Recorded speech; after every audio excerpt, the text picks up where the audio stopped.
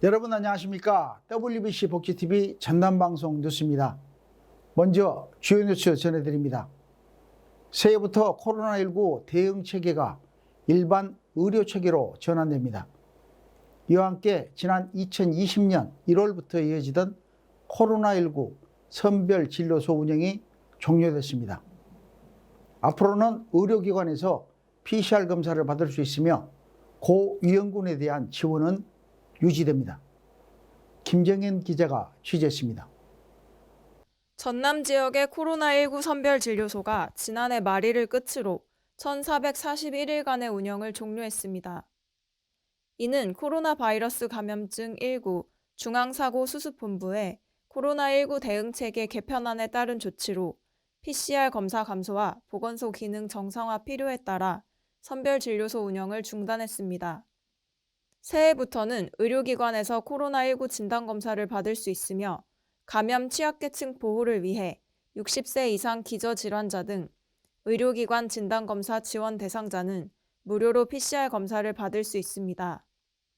도 관계자는 겨울철 호흡기 감염병 예방을 위해 마스크 착용, 기침 예절 지키기, 올바른 손 씻기, 예방접종 등 개인 위생수칙 준수를 당부했습니다. 복지TV 뉴스 김정현입니다. 다음 뉴스입니다. 나눔과 배려 정신을 확산하기 위한 제8회 복지TV 나눔 실천 복지 대상이 복지TV 공개 스튜디오에서 개최됐습니다.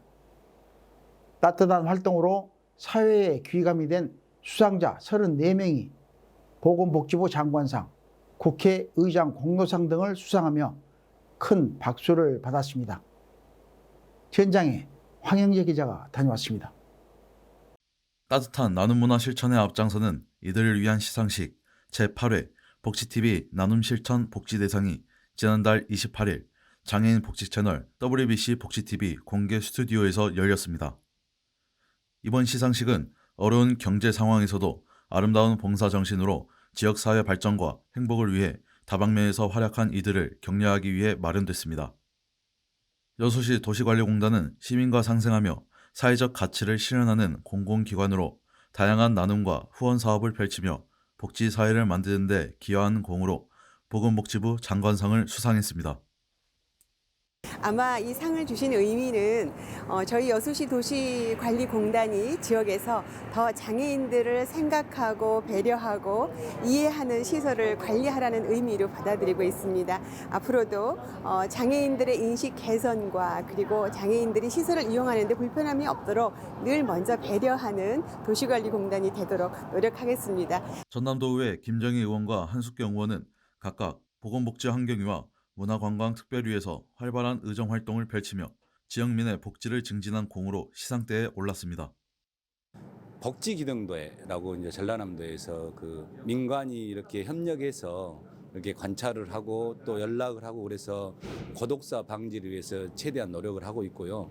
두 번째는 경계성 지능이라고 해서요. 종합적인 어떤 대책들을 세워서 보건복지부 그리고 교육부와 협업을 해서 그런 부분들을 하나하나 이렇게 섬세하게 해결해 나가도록 하겠습니다. 복지TV 전남방송 이영춘 사장은 지역의 문화예술을 조명하고 소외된 이웃의 이야기를 전달하는 따뜻한 활동으로 복지TV 회장상을 수상했습니다.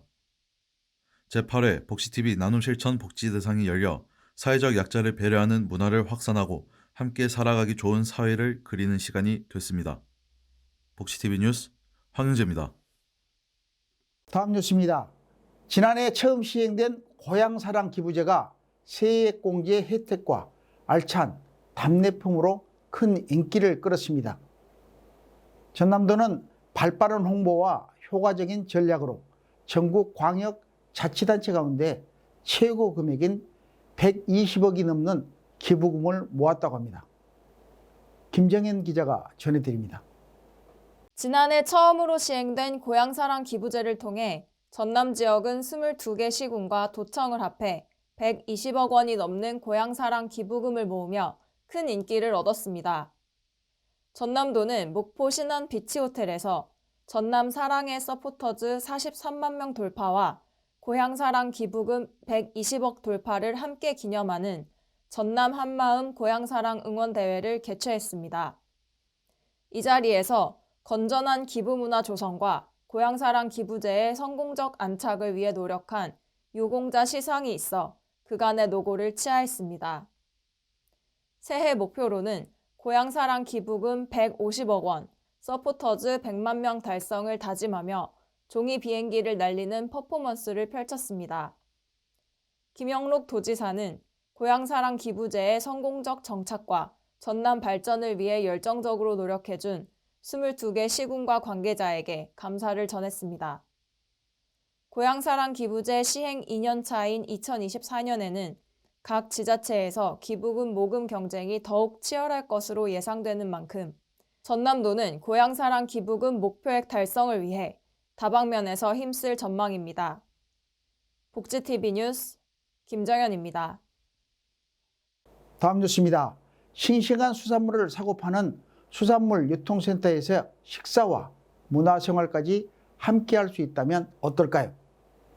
광양 중마 일반부두 맞은편에 문을 연 광양 수산물 유통센터는 시민들의 편의를 위해 회의실과 어린이 놀이방 등을 갖춘 복합센터로 건립됐습니다. 현장 소식 황영재 기자가 보도합니다.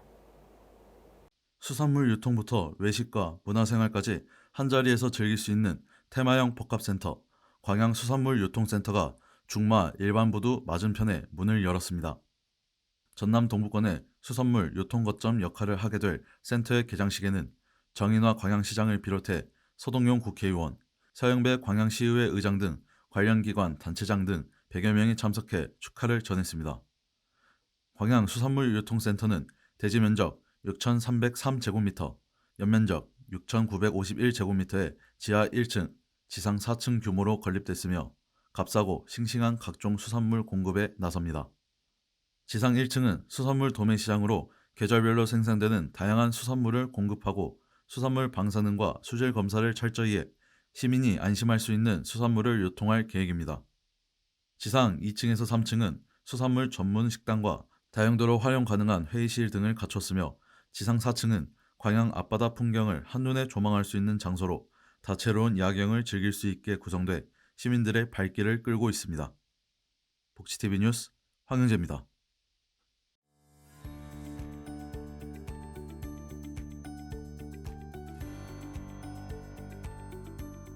전남 각 지역의 단신 뉴스 전해드립니다. 먼저 전남도 소식입니다.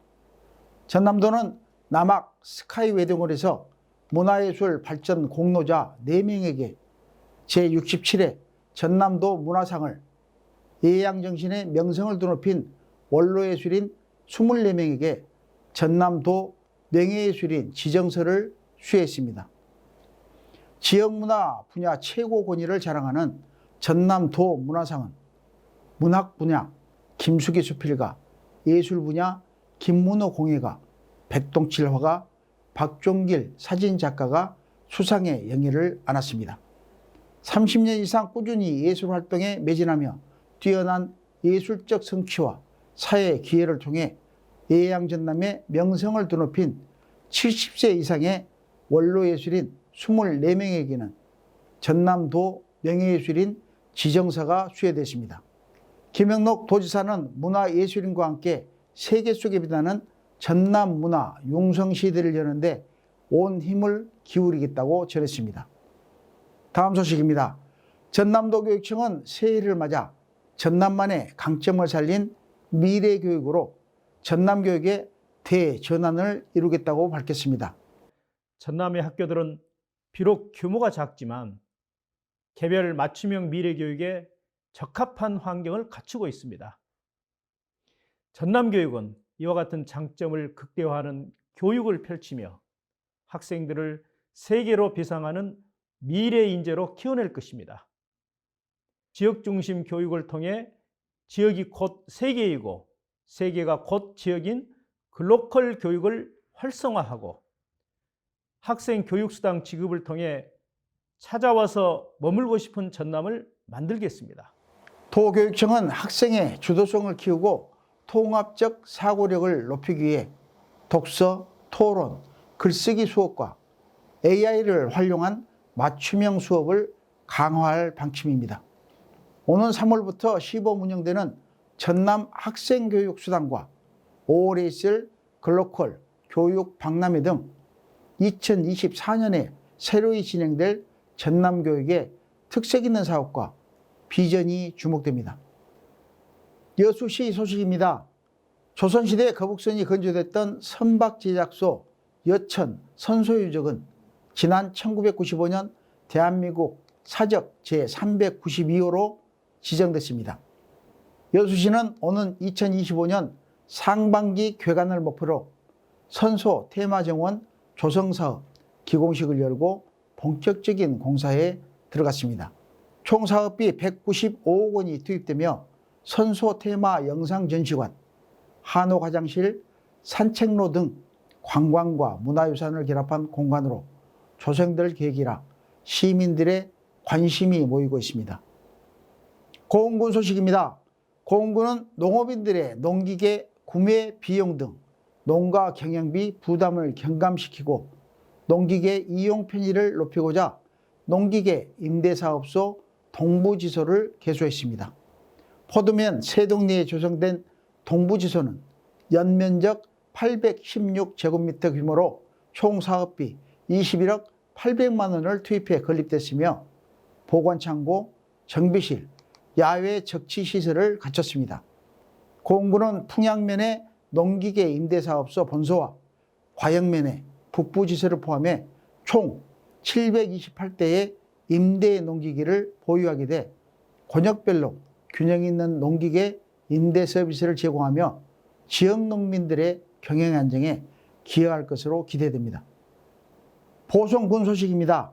보성군은 문화, 생활, 체육 등 다양한 시설을 갖춘 벌교 문화복합센터에 착공식을 개최하며 주민들에게 희망찬 소식을 전했습니다. 보성군에는 지금 복합커뮤니티센터가 두 곳이 들어옵니다. 보성읍은 현재 한 30% 정도의 공정률을 보이고 있고요. 벌교읍은 오늘 첫 삽을 뜨게 됩니다. 이 커뮤니티센터가 완공이 되면 주민의 복지, 여가, 그리고 체육, 여러 가지 힐링을 함께하는 정말 멋진 복합 문화 공간이 만들어지게 될 것입니다. 오는 2026년 상반기 준공을 목표로 작은 영화관, 작은 도서관, 키즈 카페, 아이 돌봄 센터 등 문화공간과 수영장, 헬스장, 스마트 체육시설, 다목적 강당 등 체육시설이 마련됩니다. 보성군은 구민을 대상으로 여러 차례 설문조사를 진행해 수렴한 의견을 설계에 반영하는 등 공감 행정 구현에 최선을 다하겠다고 밝혔습니다. 다음으로 전남 지역 간추린 소식 전해드립니다. 순천시 장애인체육회가 전남시군 장애인체육회 성과 평가 5개 항목에서 골고루 높은 점수를 받으며 1위를 차지했습니다. 노광규 순천시장은 앞으로도 지역 장애인들에게 더 나은 체육 환경을 제공하기 위해 노력하겠다고 밝혔습니다. 광양 어린이 오케스트라는 광양시와 포스코 플로어의 후원으로 광양시 취약계층 초등학생들에게 클래식 음악 교육을 제공하는 엘 시스테마 프로그램입니다. 광양시민 300여 명이 참석한 가운데 음악회가 열려 어린이 오케스트라의 연주를 지역사회가 함께 감상하는 시간을 가졌습니다. 목포시가 전남도에서 개최된 일자리 창출 부분 평가에서 대상 수상에 영광을 안았습니다.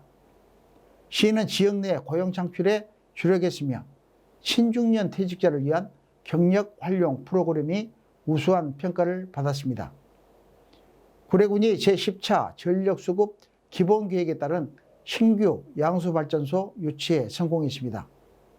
양수발전소 건설은 약 1조 원 규모의 대형 국책사업으로 건설기간 지역경제에 미치는 파급 효과가 크며 법률에 따른 다양한 혜택을 받게 됩니다. 무안군은 양파 기계와 참여농가 60여 명과 협의회를 열고 양파 기계와 우수 모델 육성과 확산을 위한 다양한 의견을 나눴습니다.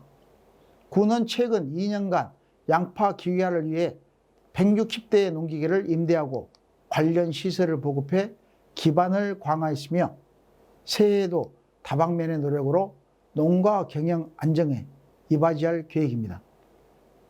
영암군은 한 해 동안 11개 읍면에서 2023년 찾아가는 실버대학으로 어르신 삶의 질 향상을 위한 프로그램을 제공했습니다.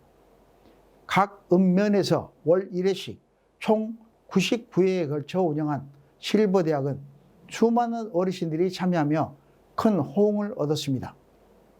2024년도 영암군 실버대학은 오는 3월부터 새로운 모습과 다양한 프로그램으로 운영될 예정입니다. 지금까지 간추린 소식 전해드렸습니다.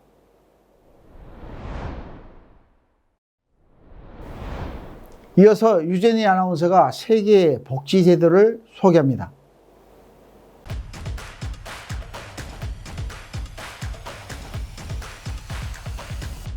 선진국들의 다양한 복지 모델을 알아보는 글로벌 웰페어 시간입니다. 지난 시간에는 뉴질랜드의 노인 복지를 살펴봤는데요. 이번 시간에는 미국의 동물 복지를 소개하겠습니다.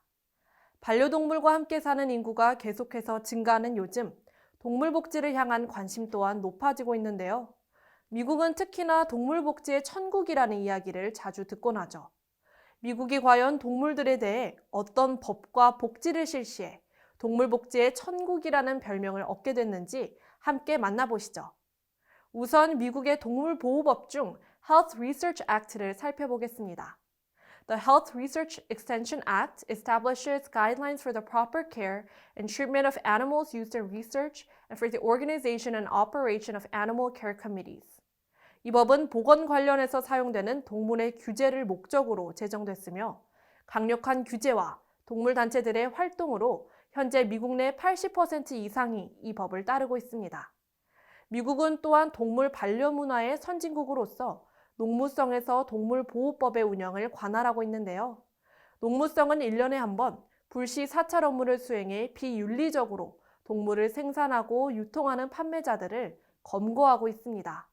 미국은 우리나라와 달리 두 가지의 국가법에 의해 동물보호법을 운영하며 동물을 보호하기 위한 강력한 규제를 선보이는데요.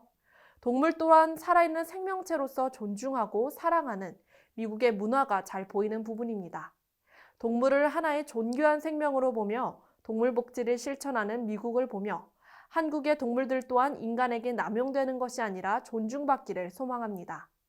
세상의 모든 동물이 생명체로서 존엄성을 보호받는 그날을 기대하며 이상으로 글로벌 웰페어 시간을 마치겠습니다. 고맙습니다.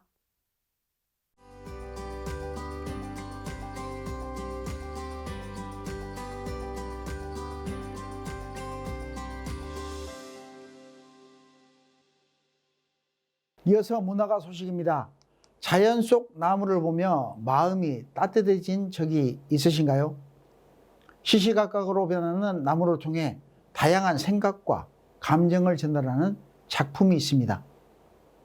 내면의 사고 과정을 자연과 조화를 이루는 나무를 통해 섬세하게 표현하는 김지연 작가를 만나러 유진희 아나운서가 다녀왔습니다. 나무의 가지 하나하나마다 그 생명력이 있습니다. 계절에 따라 함께 변화해 나가며 자연의 순환을 따라가는 나무에게는 진정한 아름다움이 있습니다.